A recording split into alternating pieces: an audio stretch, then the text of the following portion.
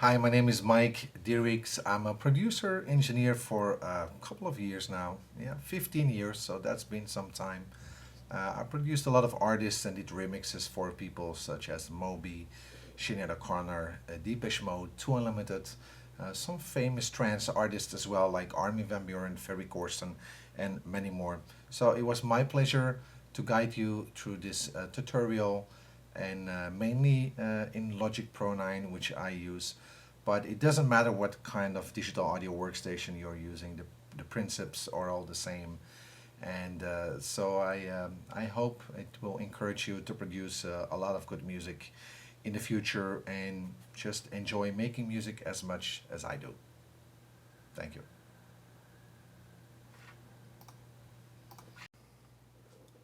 Creating bass lines. Choosing the right synth in the first place is really important to create your bass sound. Of course, if you are proficient in the world of synthesis, you should be able to coax a usable bass patch out of the most instruments. But if you feel less confident, opt for a simple synth with a good set of presets and a really clear interface. In this instance here, and instances, as you can see there, I have a slightly tweaked preset from the Logic E2 synth, and this is a very capable instrument with a pretty complex interface. If you are a Logic user, in this case of course, and wish to try something a little simpler, head for the ES1.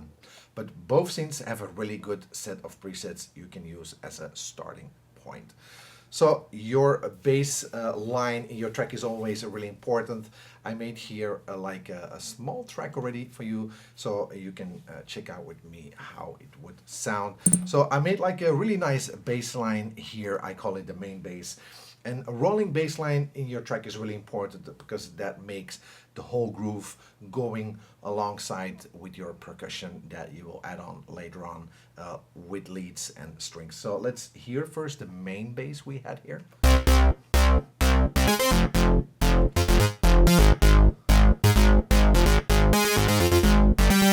And to spice it up, we can just layer up that track. So as I said here, we have of course the ES2 synth here, which I made already, the synth width that you can hear. We can tweak and we can work around with, like in another tutorial how we showed to do like synthesized bass lines. So this bass sound here sound like pretty synthetic if you ask me. So we can add some layers there, like a more lower end bass sound, which I will add here, and then we got this one here.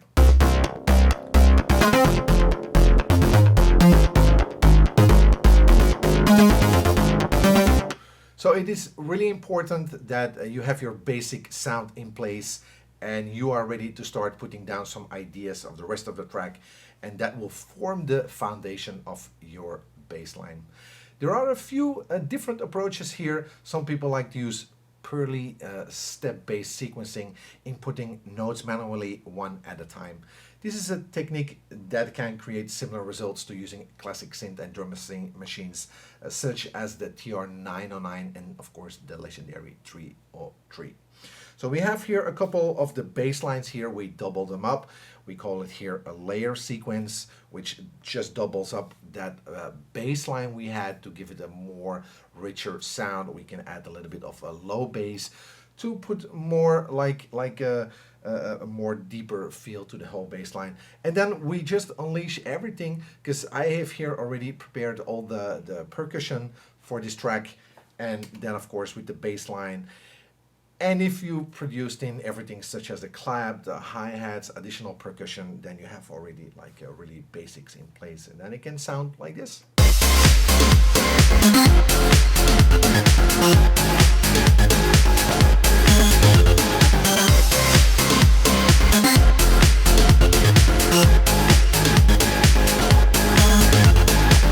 So you can hear that the bass line is a really important aspect in this track because it makes everything grooving and it really stands out there. So trying layering sounds that you wouldn't normally associate with bass parts for some diverse and original results.